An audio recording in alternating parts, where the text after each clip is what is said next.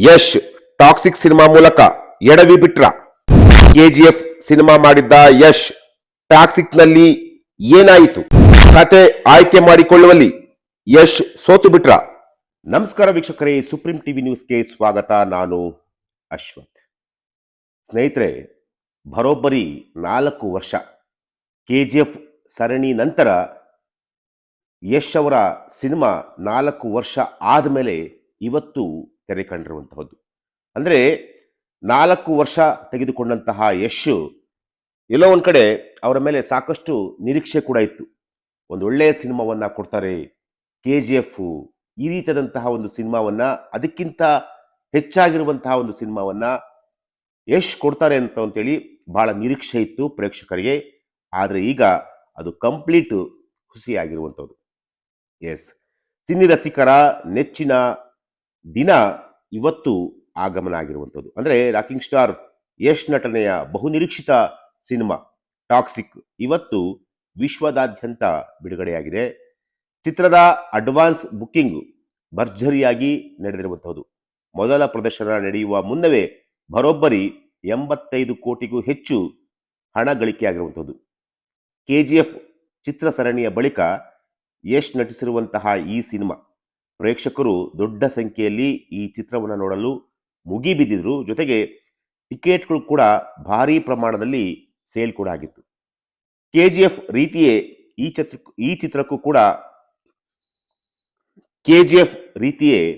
ಈ ಚಿತ್ರಕ್ಕೂ ಸಹ ದೊಡ್ಡ ಮಟ್ಟದ ಬಿಲ್ಡಪ್ ಕೂಡ ಸಿಕ್ಕಿರುವಂಥದ್ದು. ಅದನ್ನ ಫುಲ್ಫಿಲ್ ಮಾಡಬೇಕಾದಂತಹ ಜವಾಬ್ದಾರಿ ಟಾಕ್ಸಿಕ್ ಚಿತ್ರತಂಡದ ಮೇಲಿರುವಂತಹದ್ದು.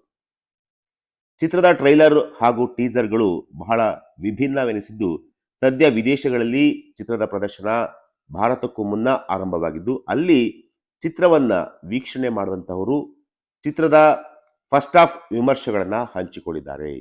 ಈ ಪೈಕಿ ಹಲವು ರೀತಿಯಲ್ಲಿ ತಮ್ಮದೇ ಆದಂತಹ ರಿವ್ಯೂಗಳನ್ನ ಕೊಟ್ಟಿದ್ದಾರೆ.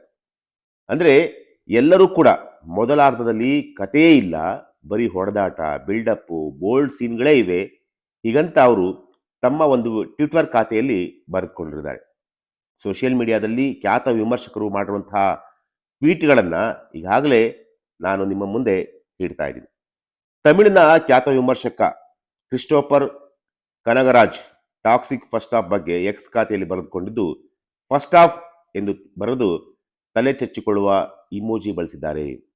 ಆಲ್ಟ್ರಾ ಸ್ಟೈಲಿಶ್ ಯಶ್ ಹಾಗೂ ರಿಚ್ ಪ್ರೊಡಕ್ಷನ್ ವ್ಯಾಲ್ಯೂಗಳು ಪ್ಲಸ್ ಎಂದಿದ್ದಾರೆ.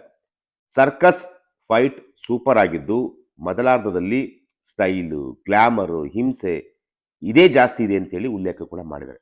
ಆದರೆ ಪಾತ್ರಗಳಿಗೆ ಸರಿಯಾದ ಇಂಟ್ರೊಡಕ್ಷನ್ ಇಲ್ಲ, ಡೈಲಾಗ್ಸ್ ಇಲ್ಲ,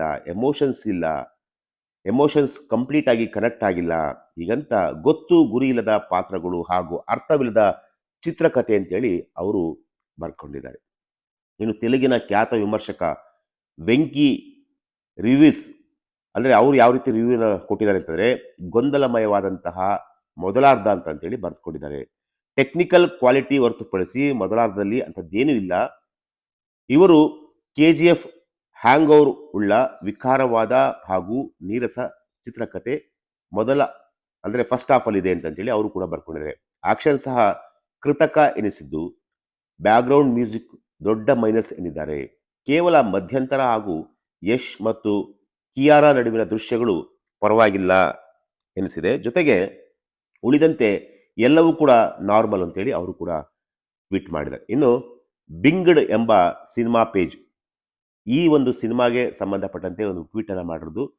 ಮೊದಲಾರ್ಧ ಅಂದರೆ ಫಸ್ಟ್ ಹಾಫ್ ಚೀರಾಟ ಹಾಗೂ ಖಾಲಿ ಎಂದು ಬರೆದುಕೊಂಡಿದೆ. ಎಲ್ಲವೂ ಸ್ಟೈಲಿಶ್ ಆಗಿದ್ದು, ವಸ್ತುವೇ ಇಲ್ಲ ಎಂದಿರುವ ಈ ಪೇಜ್, ಅಂದರೆ ಎಲ್ಲ ಕೂಡ ತುಂಬಾ ಸ್ಟೈಲಿಶ್ ಆಗಿದೆ, ಆದರೆ ಏನು ಒಂದು ಕಥೆನೇ ಇಲ್ಲ ಅಂತೇಳಿ ಈ ಪೇಜ್ ಬರ್ಕೊಂಡಿದೆ. ಒಂದೇ ಒಂದು ಪಾತ್ರವೂ ಸಹ ಇಂಪ್ಯಾಕ್ಟ್ ಮಾಡಲ್ಲ. ಮಹಿಳೆಯರು, ಬೋಲ್ಡ್ ಸೀನ್ಗಳು ಹಾಗೂ ಮುಗಿಯದ ಆಕ್ಷನ್ ದೃಶ್ಯಗಳಿದ್ದರೂ ಯಾವುದು ಸಹ ಹೈ ಎನಿಸುವುದಿಲ್ಲ. ದ್ವಿತೀಯಾರ್ಧ ಕಾಪಾಡಬೇಕಾದ ದೊಡ್ಡ ಕೆಲಸ ನಿರ್ವಹಿಸಬೇಕಾಗಿದೆ ಅಂತೇಳಿ ಅವರು ಕೂಡ ಉಲ್ಲೇಖ ಮಾಡಿರೋದು. ಇನ್ನು M9 ನ್ಯೂಸ್ ಅವರು ಕೂಡ ಒಂದು ತಮ್ಮ ಟ್ವಿಟರಲ್ಲಿ ಅವ್ರೇನು ಬರ್ಕೊಂಡಿದ್ದಾರೆ ಅಂತಾರೆ, ಮೊದಲಾರ್ಧದಲ್ಲಿ ಹಿಂಸೆ ಹಾಗೂ ಸ್ಟೈಲ್ ತುಂಬಿಕೊಂಡಿದ್ದು, ಕಂಟೆಂಟ್ ಸ್ವಲ್ಪವೇ ಇದೆ, ರಾಯನ್ ಆಗಿ ಯಶ್ KGF ಮೂಡ್ನಲ್ಲಿ ಇದ್ದಾರೆ. ಮಹಿಳೆಯರ ಅನೇಕ ಬೋಲ್ಡ್ ಸೀನ್ಗಳು ಹಾಗೂ ಆಕ್ಷನ್ ದೃಶ್ಯಗಳಿದ್ದು ಹೈ ಎನಿಸುವುದಿಲ್ಲ. ಯಶ್ ಸ್ಕ್ರೀನ್ ಪ್ರೆಸೆನ್ಸ್ ಸೂಪರ್ ಆಗಿದ್ದು ಮಧ್ಯಂತರ ಪರವಾಗಿಲ್ಲ ಅಂತಂತೇಳಿ ಅವರು ಬರ್ಕೊಂಡಿದ್ದಾರೆ. ಇದು ಸಿನಿಮಾ ಪೇಜ್ಗಳು ಹಾಗೂ ವಿಮರ್ಶಕರ ರಿವ್ಯೂಗಳಾಗಿದ್ದು ಎಲ್ಲರದ್ದು ಮೊದಲಾರ್ಧದಲ್ಲಿ ಹಿಂಸೆ ಜಾಸ್ತಿ, ಕತೆ ಇಲ್ಲ ಹೀಗಂತ ಅವರು ಬರ್ಕೊಂಡಿದ್ದಾರೆ. ಇನ್ನು ಪ್ರೇಕ್ಷಕರ ಪೈಕಿ ಹಲವರದ್ದು ಇದೇ ರೀತಿಯ ವಿಮರ್ಶೆಗಳಿದ್ದು ಮೊದಲಾರ್ಧ ಬಹಳ ಹಿಂಸಾತ್ಮಕವಾಗಿದೆ. ಇನ್ನು ಕೆಲವರು ಕೆ ಜಿ ಎಫ್ಗೂ ಸಹ ಇದೇ ರೀತಿಯ ವಿಮರ್ಶೆಗಳನ್ನು ನೀಡಿದರು, ತಲೆ ಕೆಡಿಸ್ಕೊಳ್ಬೇಡಿ ಅಂತ ಹೇಳಿ ರಿಪ್ಲೈ ಮಾಡಿದ್ದಾರೆ. ಈ ಚಿತ್ರವನ್ನು ನೋಡಿದಂಥವರು ಹಿಂಸಾತ್ಮಕವಾಗಿದೆ ಅಂತ ಹೇಳ್ತಾರೆ, ಜೊತೆಗೆ ಇದನ್ನ ಮೀರಿ ಗೆಲ್ಲಲಿದೆಯಾ ಎಂಬುದು ಕನ್ನಡ ಸಿನಿ ರಸಿಕರ ವಿಮರ್ಶೆಯ ಮೇಲೆ ಈಗ ನಿಂತಿರುವಂತಹದ್ದು. ಎಸ್, ಅಂದ್ರೆ ಇಲ್ಲಿ ಎಲ್ಲರೂ ಕೂಡ ದೊಡ್ಡ ದೊಡ್ಡ ಸಂಸ್ಥೆಯವರೇ ಈಗ ಈ ಒಂದು ಸಿನಿಮಾ ಬಗ್ಗೆ ಏನು ವಿಮರ್ಶೆಯನ್ನು ಕೂಡ ಕೊಟ್ಟಿದ್ದಾರೆ. ಅಂದ್ರೆ ಮೊದಲಾರ್ಧ ಆವರೇಜ್ ಇದೆ, ಬರೀ ಬರೀ ಹಿಂಸೆ, ಬರೀ ಅಂದ್ರೆ ಬೋಲ್ಡ್ ಸೀನ್ಗಳೇ ಜಾಸ್ತಿ ಇದೆ ಅಂತೇಳಿ ಬರ್ಕೊಂಡಿದ್ದಾರೆ. ಇನ್ನು ಸೆಕೆಂಡ್ ಹಾಫ್ ಏನು ಬೇಕಾದ್ರೂ ಆಗ್ಬೋದು ಅನ್ನೋದ್ರ ಅರ್ಥದಲ್ಲಿ ಅವ್ರು ಬರ್ಕೊಂಡಿದ್ದಾರೆ.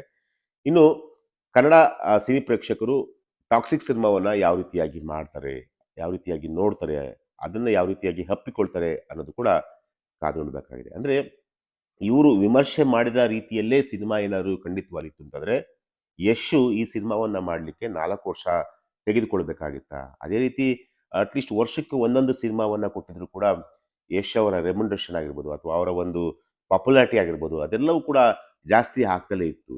ಸೊ ಈಗ ಈ ಒಂದು ಸಿನಿಮಾ ಮಾಡಲಿಕ್ಕೆ ಈ ರೀತಿಯಾದಂತಹ ಒಂದು ಕಂಟೆಂಟ್ ಸಿನಿಮಾ ಮಾಡಲಿಕ್ಕೆ 4 ವರ್ಷ ಬೇಕಾಗಿತ್ತಾ ಅಂತೇಳಿ ನಾವು ಕೂಡ ಅದನ್ನ ಪ್ರಶ್ನೆ ಮಾಡಬೇಕಾಗುತ್ತೆ.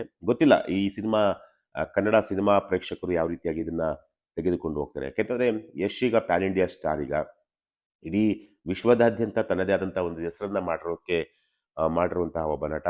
ಕೆಲವೇ ಸಿನಿಮಾಗಳಲ್ಲಿ, ಅದರಲ್ಲೂ ಕೂಡ KGF ಆ ಸಿನಿಮಾ ಬಂದ ನಂತರ ಯಶ್ ಅವರ ಒಂದು ಸ್ಟಾರ್ಡಮ್ಮೇ ಬೇರೆ ಬೇರೆ ತರ ಹೋಗ್ಬಿಟ್ಟಿದೆ. ಸೊ ಹಾಗಾಗಿ ಯಶ್ಗೆ ಆಲ್ ದ ಬೆಸ್ಟ್, ಒಳ್ಳೇದಾಗಲಿ ಅಂತಲೂ ಕೂಡ ನಾವು ಹಾರೈಸೋಣ. ಎಸ್, ಇದು ಇವತ್ತಿನ ಒಂದು ವಿಚಾರ. ನಾಳೆ ಮತ್ತೊಂದು ವಿಚಾರದೊಂದಿಗೆ ನಾನು ನಿಮ್ಮನ್ನ ಭೇಟಿ ಆಗ್ತೀನಿ.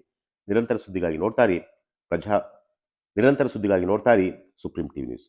Thank you.